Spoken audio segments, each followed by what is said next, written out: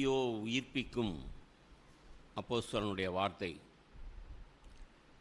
நம்ம எல்லாரும் பரிசுத்த ஆவியினால் உயிர்ப்பிக்கப்பட்டவர்களாய் மாத்திரமல்ல, பரிசுத்த ஆவியினால் நிரப்பப்பட்டவர்களாயும் இருக்கணும்.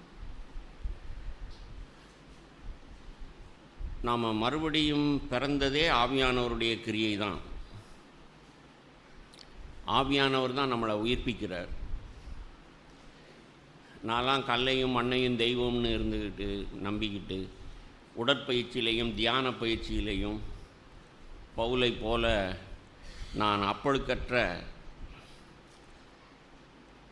குற்றமில்லாதவன் சொல்லி சுயநீதியில் வாழ்ந்த இந்த மனுஷன்தான் உங்களுக்கு வேதத்தை இப்போ பிரசங்கிக்கிறேன். ஆனால் நாம் மறுபடியும் பிறக்கிறது ஆவியானவருடைய கிரியை தான். ஆனால் மறுபடியும் பிறந்த நாம் பரிசுத்த ஆவியினால் நிரப்பப்படணும். ஒரு முறை நான் ரட்சிக்கப்படும் பொழுதே நான் ஆவியினால் பிறந்தேன், அபிஷேகமும் பெற்றேன் அப்படிங்கிறது தவறான உபதேசம். நாம் ஒவ்வொருவரும் செகண்ட் என்கவுண்டர் அப்படின்னு சொன்னால் இரண்டாவது முறை நாம் தேவனை சந்தித்து ஆவியானவரால் நிரப்பப்படணும். நம்ம இந்துவாக இருக்கலாம், முஸ்லீமாக இருக்கலாம், கடவுளே இல்லைன்னு சொல்கிறவனாக இருக்கலாம். ஆனால் இயேசுவை கடவுள்னு ஒரு நாள் விசுவாசித்தோம். அதை செய்தவர் யார்? ஆவியானவர். அல்லேலூயா. ஆனால் அதற்கு பிறகு ஆவியானவரால் நாம் நிரப்பப்படணும். ஏன் அப்படின்னு சொன்னால், இயேசு வாழ்ந்த வாழ்க்கை இயேசுவை போல். இப்போ மூப்பர் சொன்னார்ல, எங்களுக்கோ கிறிஸ்துவின் சிந்தை உண்டாயிருக்கிறது, உலகத்தாரை போல இல்லை. அந்த சிந்தை உண்டாகணும்னு சொன்னால் இயேசுவை போல் நான் சிந்திக்கணும். இயேசு போன அந்த குறுகலான வாசலில் நுழைந்து வழியில் நடந்து நான் இயேசு இருக்கிற பிதாவின் வலது பாசத்தை அடையணும்னு சொன்னால், அவரை நடத்தின அதே ஆவியானவர் என்னையும் நடத்தணும். ஆமென். அவரிலே வாசமாயிருந்தது போல என்னிலும் வாசமாயிருக்கணும்.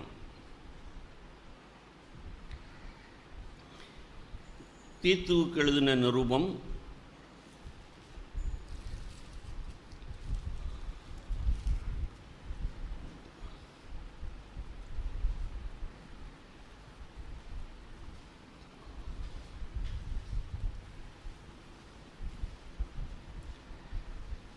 3 அதிகாரம் 4, 5, 6 வசனம் 7 வரைக்கும் வாசிக்கிறேன் பாருங்கள்.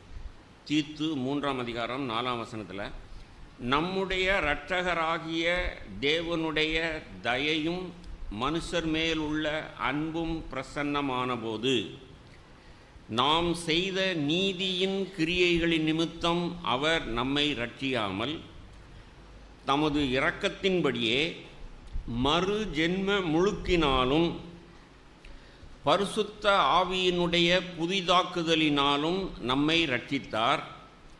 தமது கிருபையினாலே நாம் நீதிமான்களாக்கப்பட்டு நித்திய ஜீவன் உண்டாகும் என்கிற நம்பிக்கையின்படி சுதந்திரராகத்தக்கதாக அவர் நமது இரட்சகராகிய இயேசு கிறிஸ்து மூலமாய் அந்த பரிசுத்த ஆவியை நம்மேல் சம்பூரணமாய் பொழிந்தருளினார். 5 வசனத்தில் மறு ஜென்ம முழுக்கினாலும் பரிசுத்த ஆவியினுடைய புதிதாக்குதலினாலும். இது ஃபஸ்ட் என்கவுண்டர்.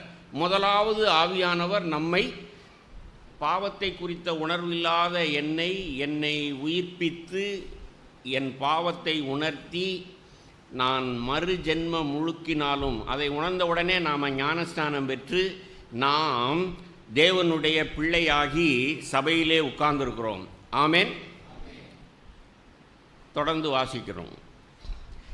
6 தமது கிருபையினாலே நாம் நீதிமான்களாக்கப்பட்டு நித்திய ஜீவன் உண்டாகும் என்கிற நம்பிக்கையின்படி சுதந்திரராகத்தக்கதாக அவர் நமது இரட்சகராகிய இயேசு கிறிஸ்து மூலமாய் அந்த பரிசுத்த ஆவியை நம்மேல் சம்பூரணமாய் பொழிந்தருளினார். ஏற்கனவே ஆவியானவர் உயிர்ப்பித்தார், இப்பொழுது சம்பூரணமாய் பொழிந்தருளினார். ஜீவனை கொடுக்கவும் அந்த ஜீவன் பரிபூரணப்படவும் வந்தார். பரிசுத்த ஆவியானவர் உன்னை உயிர்ப்பிக்கவும் உன்னை நிரப்பவும் வந்தார். ஆமென். எந்த அப்போஸ்தலனும் புதிய ஏற்பாட்டில் நீங்கள் தேடி தேடி வாசித்தாலும் இதைத்தான் வலியுறுத்துவாங்க. ஆனால் காலத்தின் கொடுமையோ சாத்தானுடைய வஞ்சனையோ தெரியலை.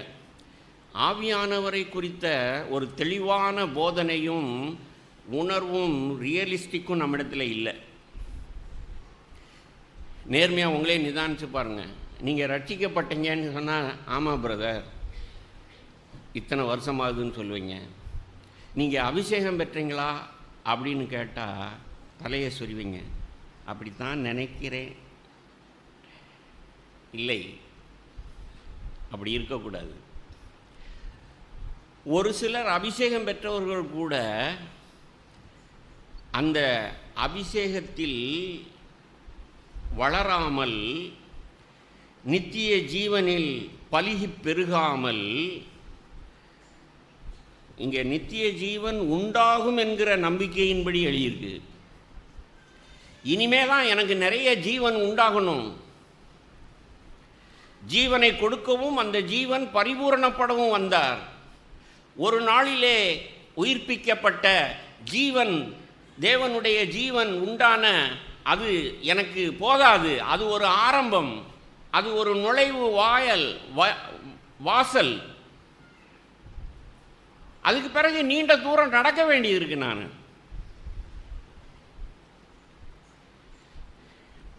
அந்த நீண்ட குறுகலான அந்த புதிதும் ஜீவனுமான பாதையில் நான் நடக்கிறதுக்கு எனக்கு ஆவியானவர் துணை வேண்டும்.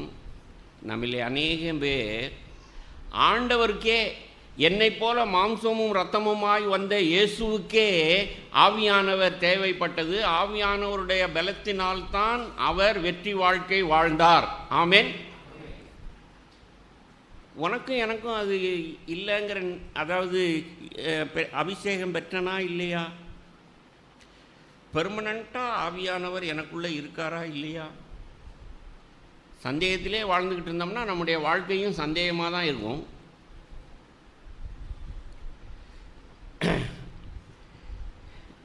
முதல் பிரசங்கத்தில் சொன்னேன், பிரமாணம் அவர்களுக்கு பாவத்தை குறித்த அறிவை கொடுத்தது.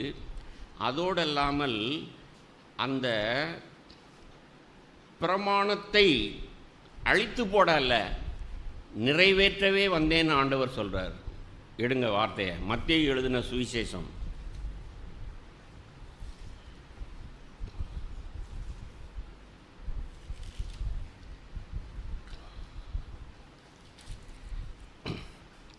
5ஆம் அதிகாரம்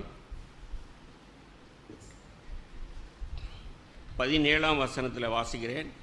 மத்தேயு 5ஆம் அதிகாரம் 17ஆம் வசனத்தில், நியாயப்பிரமாணத்தை ஆனாலும் தீர்க்க தரிசனங்களை ஆனாலும் அழிக்கிறதற்கு வந்தேன் என்று எண்ணிக்கொள்ளாதேயுங்கள்.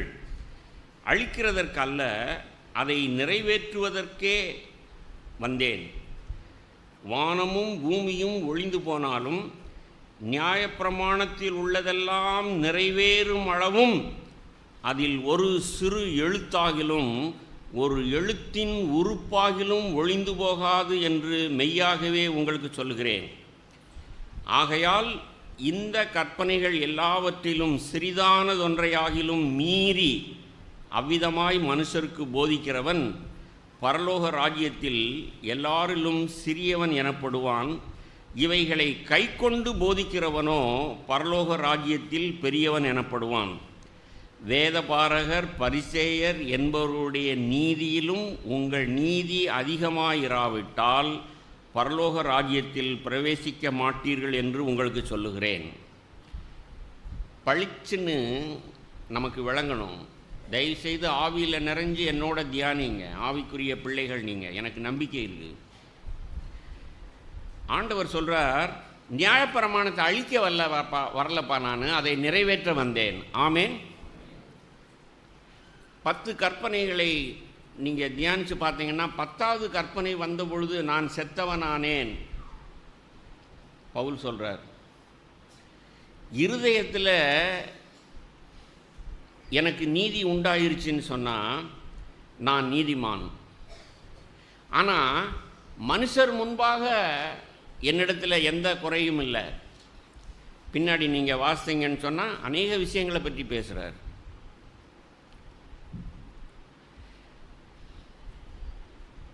கொலை செய்யாது இருப்பாயாக. ஒருத்தனை கொலை செஞ்சாதான் பழைய ஏற்பாட்டில் வாசித்தீங்கன்னா, நீ தெரியாமல் கொலை செஞ்சாலும் சரி, திட்டமிட்டு கொலை செஞ்சாலும் சரி, அதுக்கு தண்டனையெல்லாம் அங்கே எழுதியிருக்கு. கொலை செஞ்சவன் கொலை செய்யப்படணும்னு. ஆனால் நியாயப்பிரமாணத்தை நிறைவேற்ற வந்தவர்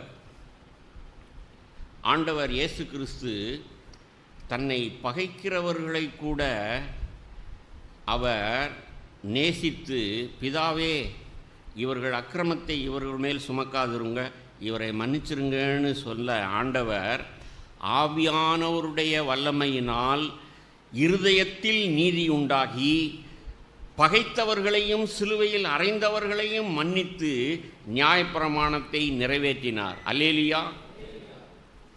ஆவியானவர் உங்களுக்குள் எனக்குள் இருந்தால் நமக்கும் இது நடக்கும்.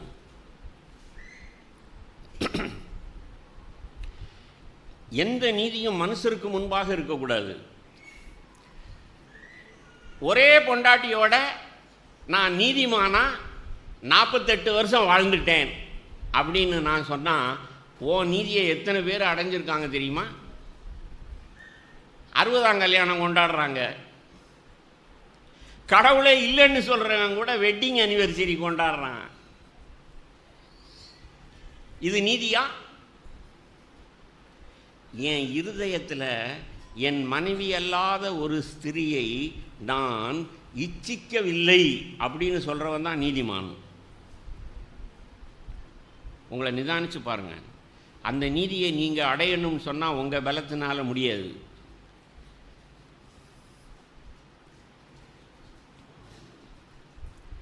வாலிபர்கள், நீங்கள் உங்களை உற்சாகப்படுத்த விரும்புகிறேன். இயேசு உங்களை போல வாலிபனாக இருந்த நாட்களில் தான் பாவத்தை ஜெயித்தார். என்னை மாதிரி மண்டை நரைச்சவங்க கிழவர்களுக்கு பேசலை, உங்களுக்கு பேசுகிறேன்.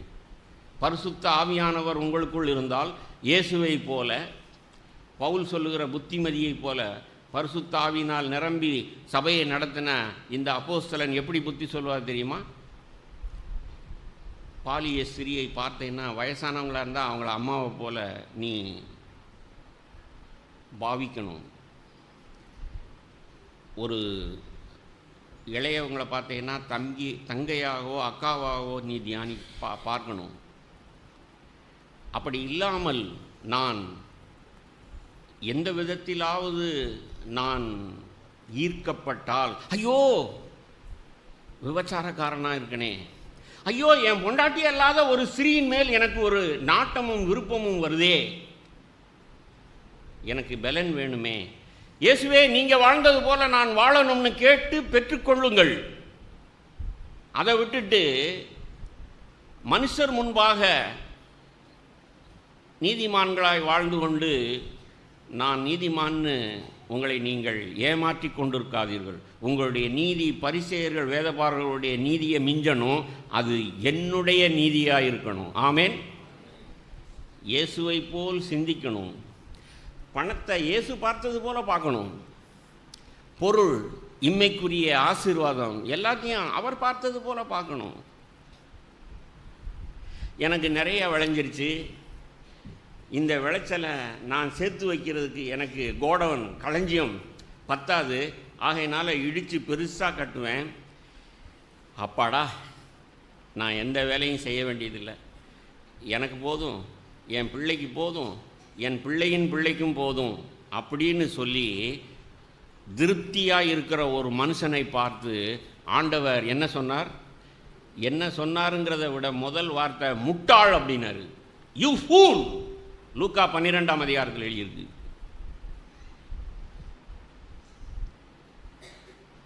இயேசுவை போல் சிந்திக்கிறேன், இயேசுவை போல் பேசுகிறேன். நான் ஆண்டவருடைய பிள்ளை, நான் கடனா வந்தேன், கடன் எல்லாம் தீர்ந்து போச்சு, இப்ப நான் வீடு கட்டிட்டேன், கார் வாங்கிட்டேன், கர்த்தர் என்னை ஆசீர்வதிச்சிருக்கிறாருன்னு சொன்னா யாரு என்ன சொல்றாங்களோ இல்லையோ, பலிபீடத்திலிருந்து பிரசங்க மேடையிலிருந்து முட்டாள். எனக்கு தைரியம் இருக்கு, நான் இயேசுவை போல் சிந்திக்கிறவன். என்னை குறித்து நீ என்ன அபிப்பிராயம் சொல்லிக்க, உன்னை நீதிமானாய் நிறுத்த வேண்டியது என் பொறுப்பு.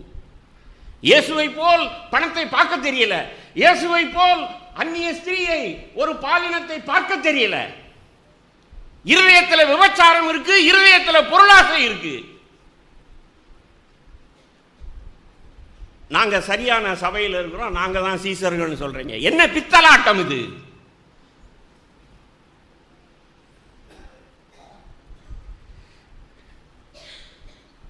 இயேசுவை போல் பரிசுத்த ஆவியானவரால் நடத்தப்பட்டால் நான் இயேசுவை போல் சிந்திப்பேன்.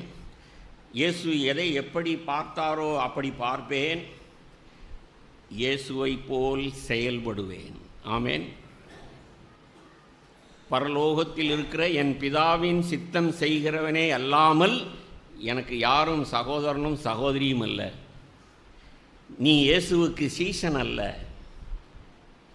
நீ வேணா சொல்லிக்கிட்டு இருக்கலாம், நான் சபையில் 20 வருஷமா இருக்கிறேன், நான் மூப்பர், நான் ஃபெசிலிட்டேட்டர், நான் உடன் ஊழியக்காரர். இயேசு உன்னை சொந்தம் கொண்டாட மாட்டார். சகரியா போனன் எத்தனையோ தடவை பிரசங்கத்தில் சொல்லிட்டார், உன்னை நான் அறியேன். லூக்கா 7. நீ அவரை சொந்தம் கொண்டாடலாம், உனக்கு உன்னைய பார்த்து அவர் எனக்கு தெரியாதுப்பா, உன்னைய அக்கிரம செய்கைக்காரனே, விபச்சாரக்காரனே, பொருளாசைக்காரனே, அகன்று போ.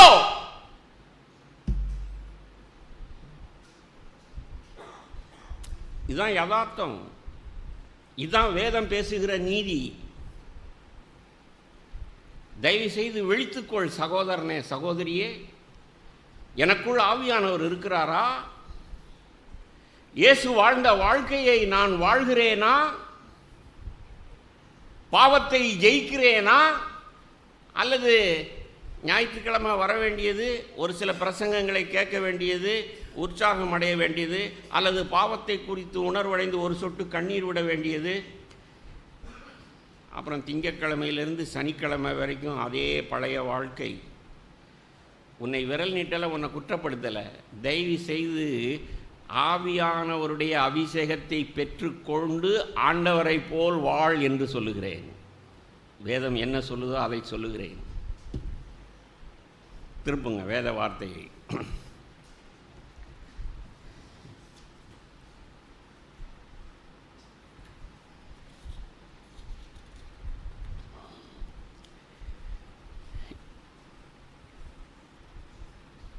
ரோமருக்கு எழுதின நிருபம் 10ஆம் அதிகாரம்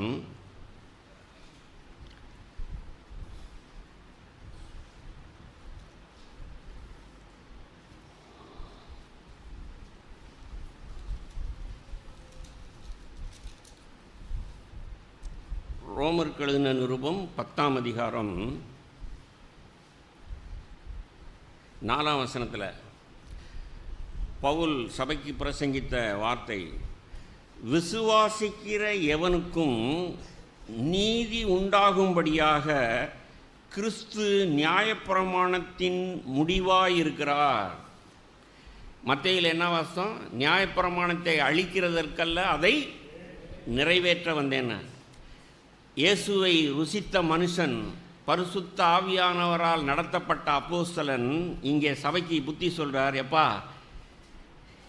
நீங்கள் ஆவியானவரால் நடத்தப்பட்டீங்கன்னா, நீங்கள் விசுவாசித்தீங்கன்னு சொன்னால், ஆவியானவர் உங்களுக்கு விசுவாசத்தை கொடுத்தால் அதனுடைய முடிவு அல்லது அதனுடைய ரியாலிட்டி, அதனுடைய அனுபவம் எப்படி இருக்கும்னு சொன்னால், நியாயப்பிரமாணம் உங்களிலே நிறைவேறி இருக்கும். ஆமேன். இயேசு நிறைவேற்றினாருங்கிறத இந்த ரோமர் 10:4 ஆங்கிலத்தில் 5-6 மொழிபெயர்ப்பில் நான் தியானித்தேன். உங்களுக்கு ஆங்கிலம் தெரியலைன்னாலும் பரவாயில்ல.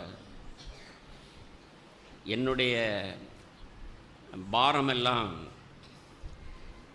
படிக்க தெரியாத தமிழை கூட எழுத்து கூட்டி வாசித்து புரிந்து கொள்வார்கள் கூட நீங்கள் ஆவியினால் நடத்தப்பட்டீர்களானால், இப்போ நாம் உங்கள் மூப்பர் சொன்ன மாதிரி இருதயம் திறக்கப்படுமானால், நீங்கள் இந்த நியாயப்பிரமாணம் நிறைவேறுதலாயிருக்கிறாருங்கிற வார்த்தை ரோமர் 10:4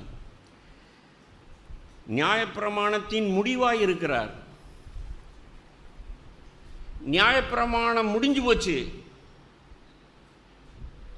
உங்களுக்குள் ஆவியானவர் வந்து உங்களுக்கு விசுவாசத்தை கொடுத்தால் நீங்கள் இயேசுவை போல் சிந்திப்பீர்கள். ஆமேன்.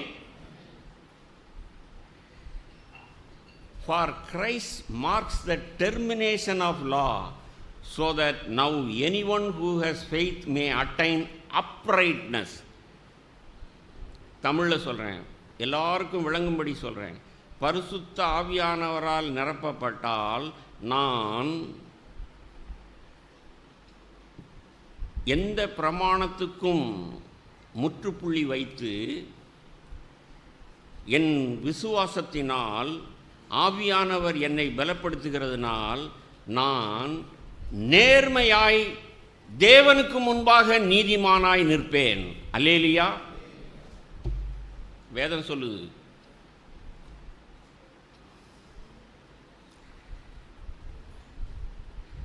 For Christ means the end of the struggle for righteousness by the law. அப்படின்னா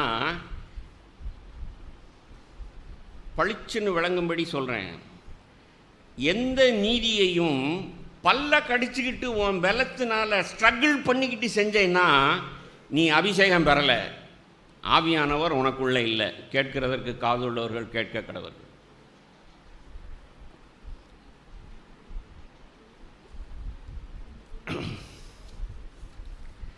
இப்படி நான் சொல்லிக்கொண்டே போகலாம். காரியத்தின் கடைத்தொகை என்னன்னா, தயவு செய்து நீங்கள் ஆவியானவரே என்னை நிரப்புங்க, எனக்குள்ளே வந்து பெர்மனண்ட்டாக இருங்க. இயேசுவை நடத்திட்டு போன எல்லா பாதையிலும் என்னையும் நடத்திட்டு போங்க. பரிசுத்த ஆவியானவர் மூலமாய் நமக்கு விசுவாசம் கொடுக்கப்படும். பரிசுத்த ஆவியானவர் மூலமாய் அன்பு பொழியப்படும். ஆமேன். அது எங்கே எழுதியிருக்கு? ரோமருக்கு எழுதின நிருபம் 5ஆம் அதிகாரம்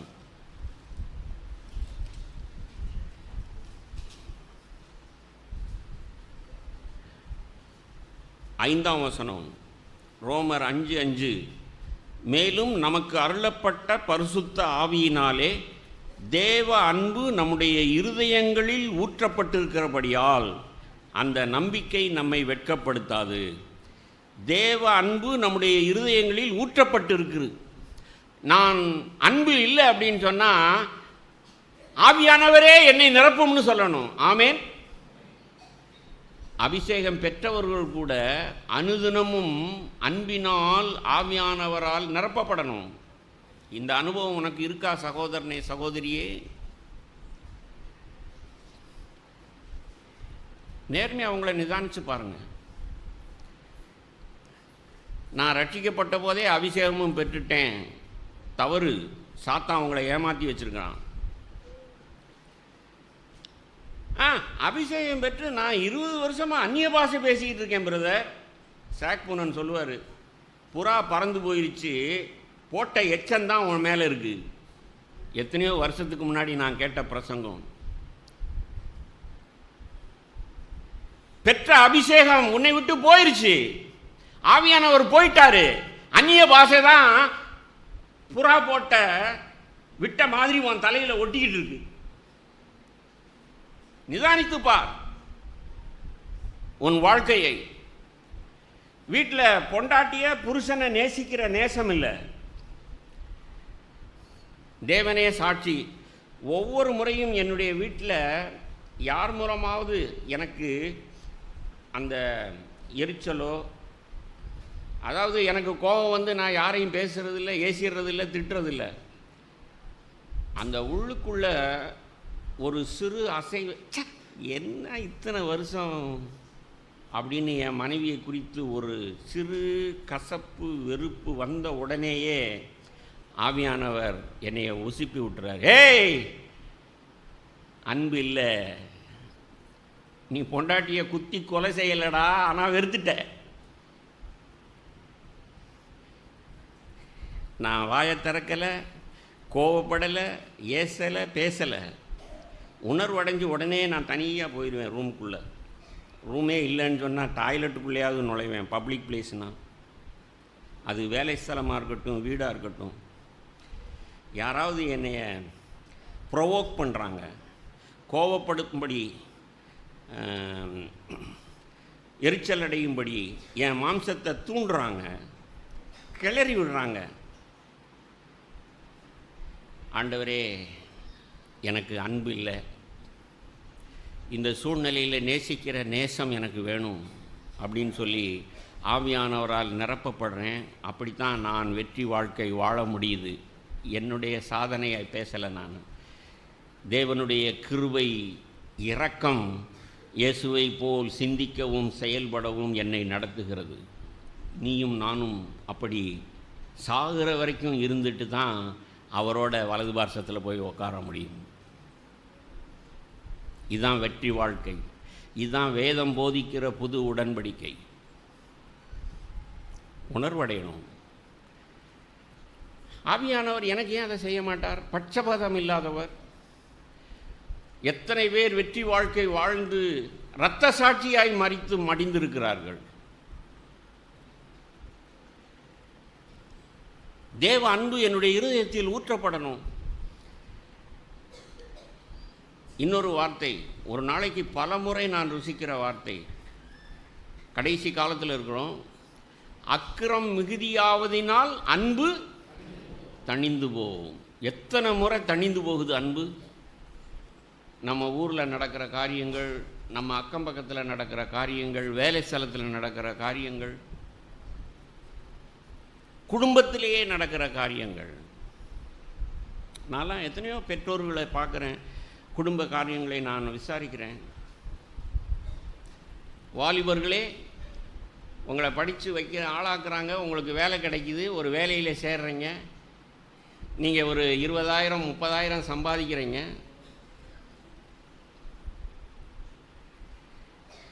பெற்றோர்களை நீங்கள் உதாசீனப்படுத்துகிறீங்க.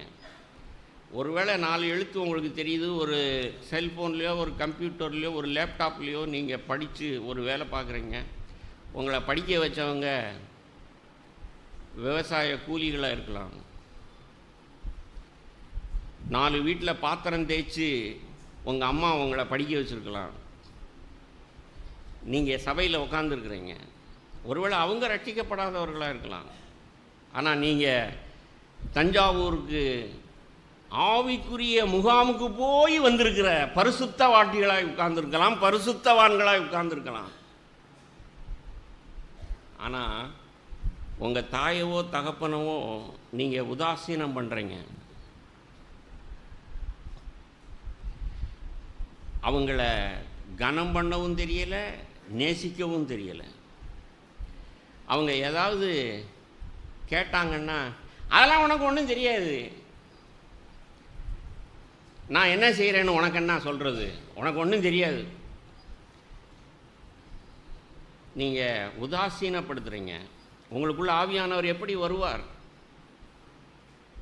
கேட்டேன். என்னுடைய வாலிபர்கள்லாம் சபையில் எனக்கு அந்த போன 1ஆம் தேதி சாட்சி சொன்னாங்க. 30-40 பேர் எல்லாரும் நாங்கள் உணர்வடைஞ்சிருக்கிறோம். ஆவியானவரால் நிரப்பணும்னு சொன்னால், நீங்கள் கொண்டு போகிற பாத்திரம் வந்து அழுக்காக இருந்தால் யார் நிரப்புவா? கல்லும் மண்ணும் கிடக்கிற டம்ளரில் யாராவது பாலை ஊற்றுவாங்களா? இப்படியெல்லாம் நாங்கள் கேட்டோம், உணர்வடைந்தோம். ஆனால் எத்தனை பேர் அபிஷேகம் பெற்றிருக்கிறீங்க? நீங்கள் அபிஷேகம் பெறணும்னு சொன்னால் நீங்கள் தேவனை நாடி தேடி, ஆண்டவரே இந்த நிலைமையில் நான் இருக்கிறேனே, நான் நீதிமான்களின் உயிர்த்தெழுதலில் உயிர்த்தெழ முடியாதவனாக இருக்கிறேனே, இப்போ நான் செத்தேன்னா பாவிகளில் ஒருவனாக தான் உயிர்த்தெழுவேன், பாவிகளும் பாவம் செய்த சாத்தானும் சாத்தானுடைய சேனைகளும் இருக்கிற நரகத்துக்கு தான் நான் போவேன், என்னைய நிரப்புங்க. பெந்தெகோஸ்தே நாளிலே அக்கினியாய் இறங்கி வந்த ஆவியானவரே, அன்பாய் என்னை நிரப்புங்க. எத்தனை பேர் அப்படி தேடுகிறீர்கள்? அக்கினி எத்தனை பேருக்குள்ளே இருக்கிறது? ஒருவேளை அக்கினியை பெற்றிருந்தீங்கன்னா அது அவிஞ்சு போயிருக்கு. ஒருவேளை அக்கிரமம் மிகுதியானதினால் அன்பு தணிஞ்சு போச்சு. ஆண்டவர் எவ்வளவு நேர்த்தியாய் போதிக்கிறார். விழித்திருங்கள் அப்படிங்கிறார். நம்மிலே அநேகம் பேர் விழித்திருக்கிறதுனா, ஒரு அமாவாசை அன்னைக்கு நாம் முழு இரவு ஜெபம் நடத்திட்டா விழித்திருந்துட்டோம்னு சொல்கிறோம். எவ்வளவு சின்ன பிள்ளைத்தனம். உங்களை யாரையும் நான் விரல் நீட்டலை. இதே காரைக்காலில் நான் இருந்தபோது, 5 வருஷம் இருந்தபோது எத்தனையோ பாஸ்டர்கள் கூப்பிட்ருக்காங்க, முழு இரவு ஜெபம் பிரதர் வாங்க என்ன. சரி, நம்மளை வார்த்தை என்கிட்ட இருக்குது, அவங்களும் மதிக்கிறாங்க, போய் நடத்துவோமேனு 1-2 தடவை போயிருக்கேன். நான் ஜனங்களை ட்ரம் அடித்து பாட்டு பாடி, உட்காருங்க, எந்திரிங்க, மண்டி போடுங்க, தூக்கம் வர்ற நேரமெல்லாம் ஒரு 2 மணி நேரத்துக்கு இருக்க ஒரு பிஸ்கட்டை கொடுத்து ஒரு டீயை கொடுத்து 4 மணி 5 மணி வரைக்கும் முழிச்சிருந்துட்டு, அப்புறம் ஆண்டவர் நம்மை அபிஷேகித்தார் அல்லது நாம் விழித்திருந்துட்டோம்னு சொல்கிறோம். பாவம் உன்னை நெருக்கும் போதே, பாரம் உன்னை நெருக்கும் போதே விழித்து கொள்ளணும். அதான் விழித்திருங்கள்னா. எடுங்க எபிரேயர் 12ஆம் அதிகாரம்.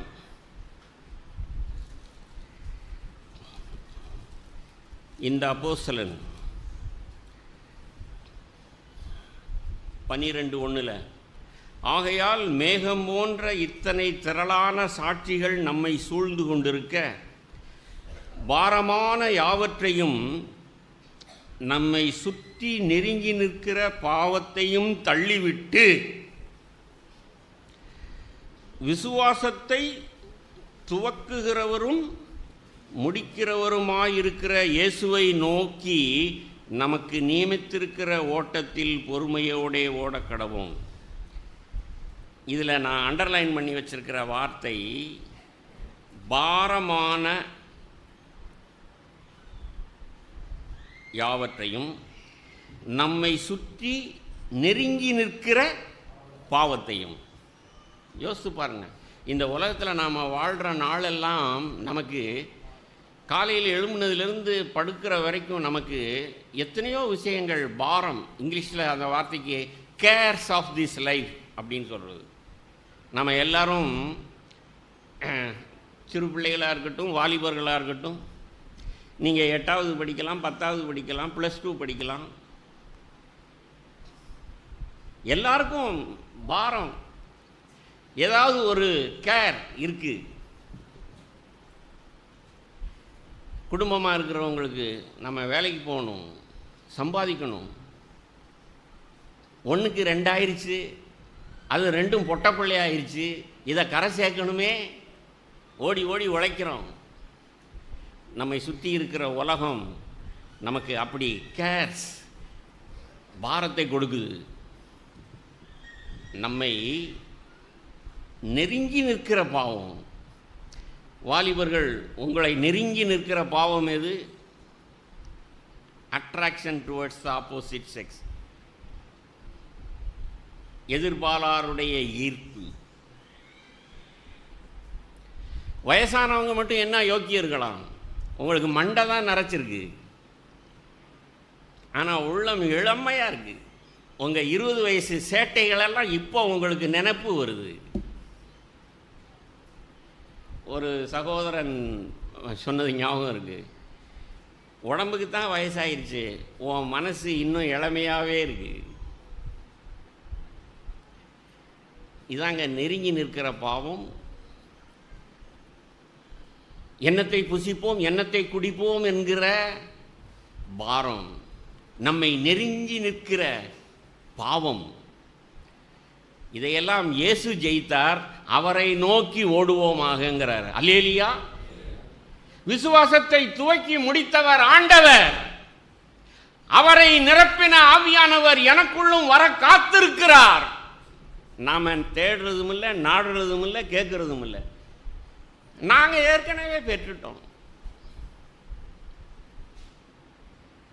அப்போ மனுஷர் முன்பாக தான் வாழ்ந்து கொண்டு உங்களுடைய பலத்தினால பல்ல கடிச்சுக்கிட்டு சில நீதிகளை நிறைவேற்றி கொண்டு, சிலருடைய கோபதாபங்கள்லாம் பட்டுன்னு ஆஃப் ஆகுது. காலிங் பெல் அடிக்குது, கதவை திறந்தா மூப்பர் நிற்கிறாரு. நாயும் பூனையுமா குலைச்சிக்கிட்டு இருந்த பொண்டாட்டி புருஷனும் அப்படியே ஆஃப் ஆயிடுறாங்க. என்னங்கடா, என்ன நீதி இதுன்றேன். உங்கள் கோபதாபங்களெல்லாம் அடங்கி போயிடுது ஒரு மனுஷனுக்கு பயந்துக்கிட்டு. உங்கள் மூப்பர் சொன்னார், இதோ வாசற்படியிலே நின்று தட்டுகிறேன்னு சொல்லி. உங்கள் இருதயத்தின் வாசல் கதவை அவர் தட்டி கொண்டிருக்கிறார். உங்களை நிரப்ப ஆவியானவர் காத்து கொண்டிருக்கிறார். நாம தான் கதவை திறக்கணும், நாம தான் தேடணும், நாடணும். என்னை நிரப்புங்கன்னு சொல்லணும். அப்படி நாம் தேடினோம்னா, நாடினோம்னா நிச்சயமாக நமக்கு அபிஷேகம் கிடைக்கும். ஆவியானவரால் நிரப்பப்படுவோம், ஆண்டவரை போல் வாழ்வோம். அல்லேலூயா. மார்க் எழுதின சுவிசேஷம்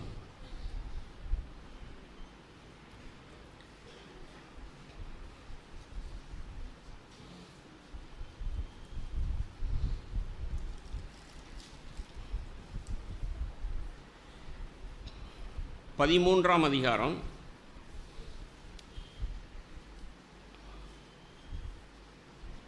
9ஆம் வசனத்திலிருந்து, நீங்களோ எச்சரிக்கையாயிருங்கள், ஏனெனில் உங்களை ஆலோசனை சங்கங்களுக்கு ஒப்புக் கொடுப்பார்கள். நீங்கள் ஜெப ஆலயங்களில் அடிக்கப்படுவீர்கள். என் நிமித்தம் தேசாதிபதிகளுக்கும் ராஜாக்களுக்கும் சாட்சியாக அவர்களுக்கு முன்பாக நிறுத்தப்படுவீர்கள்.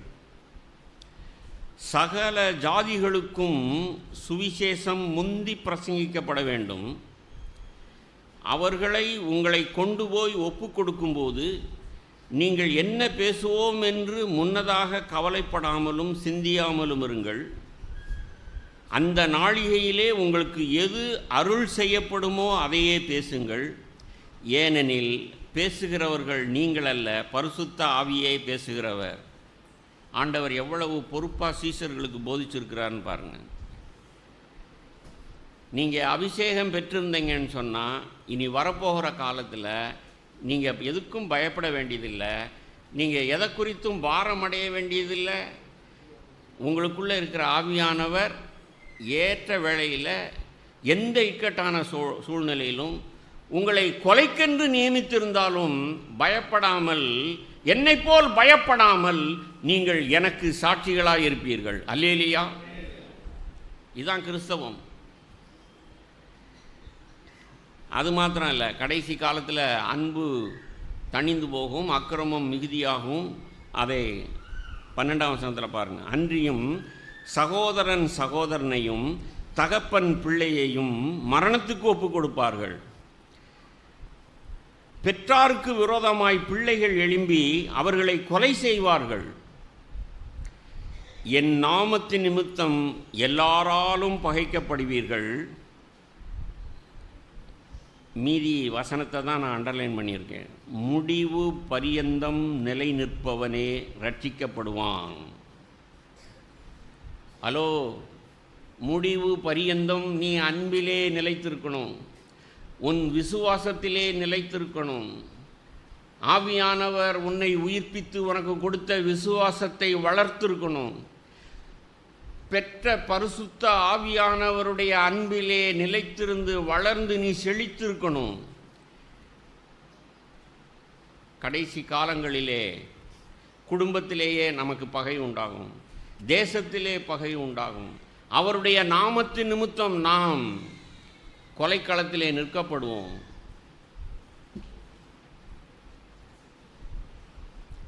ஆவியானவர் இல்லைன்னு சொன்னால் நாம் மறுதளிச்சிருவோம். சீரியஸாக தேவையை உணருங்க. பரிசுத்த ஆவியானவர் எனக்குள்ளே இருக்கணுமே, நான் இன்னும் நிச்சயமில்லாதவனாக இருக்கிறேனே. அது மாத்திரம் இல்லைங்க, இன்னொரு விஷயத்தையும் நான் முக்கியப்படுத்துகிறேன். ஒரு சபைங்கிறது, அபிஷேகங்கிறது ஒரு மனுஷனை நிரப்புறதில்லை. அன்னைக்கு ஒரு மோசே இருந்தார், உடன் ஊழியக்காரனாக இருந்த ஆரோன் கூட ஜனங்கள் பக்கம் போயிட்டான். மோசே ஆரோனை கூட கடிந்து கொண்டார். என்னப்பா நீ செஞ்ச, ஏன் விக்கிரக ஆராதனை செய்த?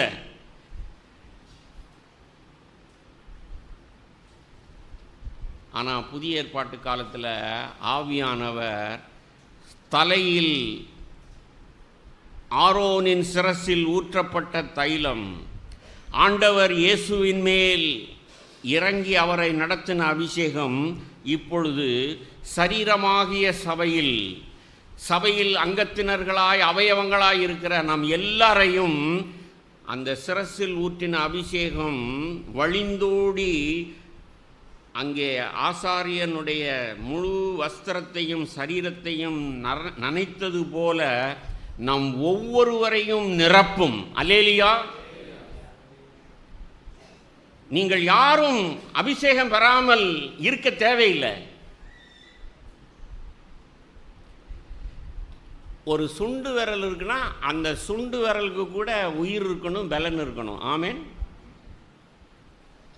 எனக்கு ஒரு சகோதரர் இருக்கிறார். அவருக்கு சுண்டு விரலில், அவர் மெக்கானிக்கு, ஏதோ அடிபட்டு சுண்டு விரல் போயிடுச்சு. என்ன பிரதர் என்னாச்சுன்னா, ஆமாம் பிரதர், ஒரு இதில் நானே சுத்தியால் என் சுண்டு விரலில் நச்சுக்கிட்டேன், டாக்டர் காப்பாற்ற முடியாதுன்ட்டார், எடுத்துட்டாங்க. அதோடு இல்லை, அவர் சொன்ன ஸ்டேட்மெண்ட்டு தான் இன்னமும் எனக்கு பசுமரத்தாணி போல் இருக்குது. சுண்டு விரல் தானே ஒன்றும் செய்யாதுன்னு நினச்சேன் பிரதர். ஆனால் இந்த ஒரு விரல் இல்லாததுனால எத்தனை பொருளை நான் நழுவ விட்டுருக்கேன், எத்தனை தடவை டம்ளர் கீழே விழுந்திருக்கு. ஒரு முக்கியமான வேலை செய்யும்போது எனக்கு ஐயோ இந்த விரல் இல்லையேன்னு சொல்லி வலது கையில் தான் வேலை செய்ய வேண்டியது.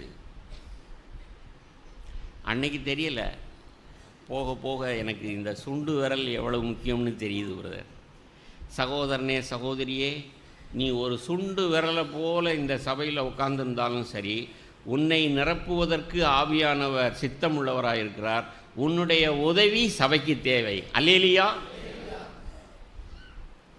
நம்ம யாராக இருந்தாலும் சரி,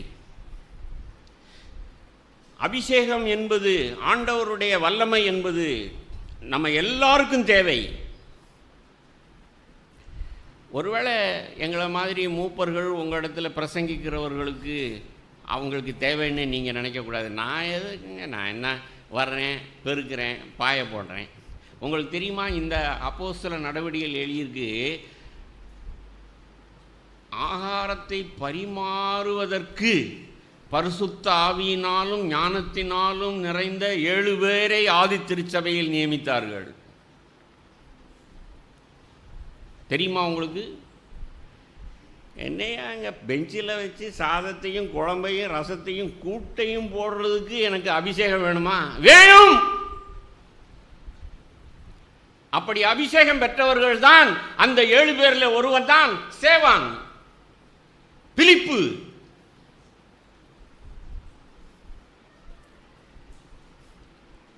நான் வாலிபனாக இருந்த பொழுது பெங்களூர் கான்ஃபரன்ஸுக்கு போயிருக்கிறேன். பாண்டிச்சேரியிலேருந்து நாட்கள் போக போக கணிசமான பேர் போவோம்.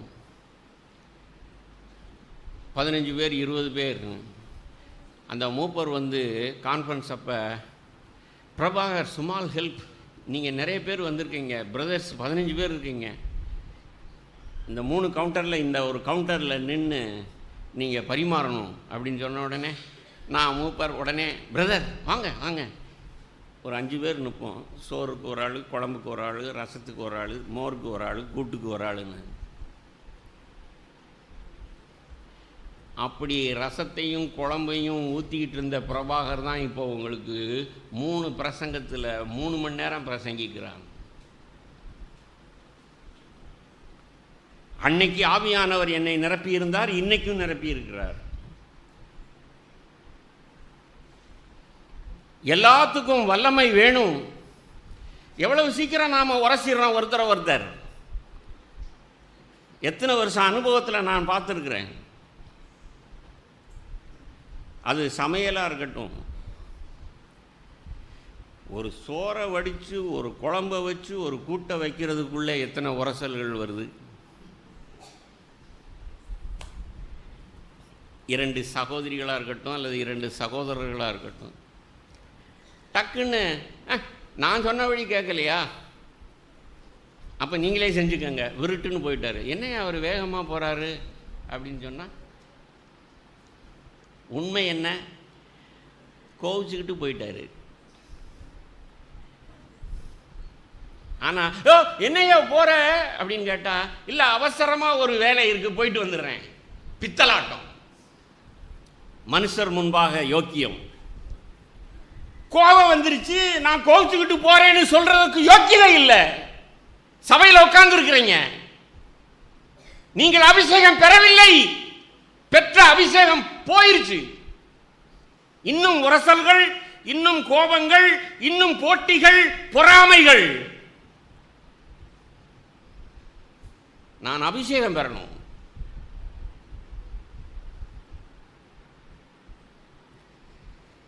இன்னும் நான் பேசிக்கொண்டே போகலாம். எழுந்து நில்லுங்கள்.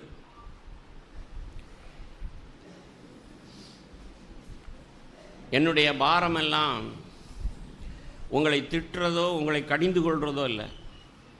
நான் சொன்ன மாதிரி, ஆண்டவரே, தேவனுடைய ராஜ்யம் பேச்சிலே அல்ல பலத்திலே இருக்கிறது. ஆண்டவரே, இந்த சபையில் கொஞ்சம் பேரையாவது நீங்கள் நீதிமான்களாக எழுப்பிருங்க ஆண்டவரே. சகோதரனே, சகோதரியே, உன் இருதயத்தை திறப்பாயா?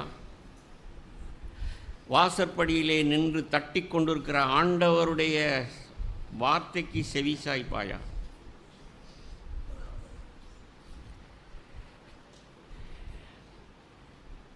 வெற்றிடம் இருந்தால் அது நிரப்பப்படும். ஆண்டவருடைய வார்த்தை, அவருடைய வார்த்தைக்கு மேலே யாரும் ஞானமாக போதிக்க முடியாது. காற்று இன்ன திசையிலிருந்து வந்து இன்ன திசைக்கு போகுது. எங்கே வெற்றிடம் இருக்கோ அதை நிரப்புது. இங்கே நின்று கொண்டிருக்கிற யாராக இருந்தாலும் சரி, உங்கள் இருதயத்திலே வெற்றிடத்தை உண்டாக்குங்கள். நேர்மையாய் உங்கள் அக்கிரமத்தை ஒத்துக்கொண்டு மனம் திரும்புங்கள்.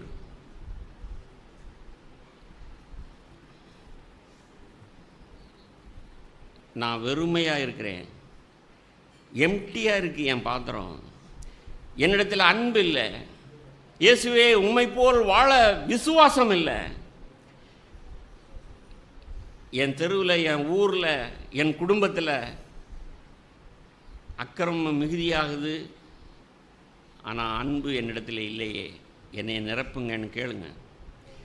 இருதயத்தில் விசுவாசித்து வாயினால் அறிக்கை செய்யுங்கள். இருதயத்தில் விசுவாசித்து வாயை திறந்து ஆண்டவரை நோக்கி கூப்பிடுங்கள். நம்ம எல்லாரையும் ஆண்டவர் நிரப்ப உண்மையுள்ளவராக இருக்கிறார். நான் வந்து உங்கள் தலையிலே கை வைக்க முடியாது. சபையிலே ஆளுகை செய்கிற தலையாய் இருக்கிற ஆண்டவர் உலாவிக் கொண்டிருக்கிறார்.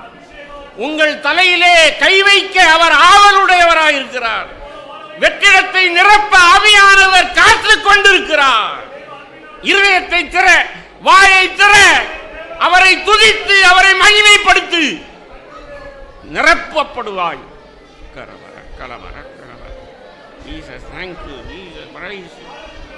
நிரப்புங்க ஆண்டவரே. இயேசுவே நிரப்புங்கள் எங்களை. ஆவியானவரே எங்களை நிரப்புங்க.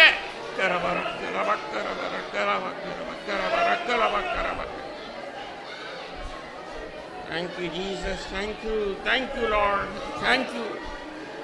மகிமை உம்முடையது, மகிமை உம்முடையது. எல்லா கனத்தையும் மகிமையும் உமக்கே செலுத்துகிறோம்.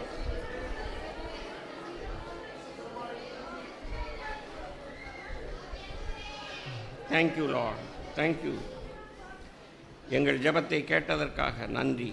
இயேசுவின் நாமத்தில் பிதாவே, ஆமென்.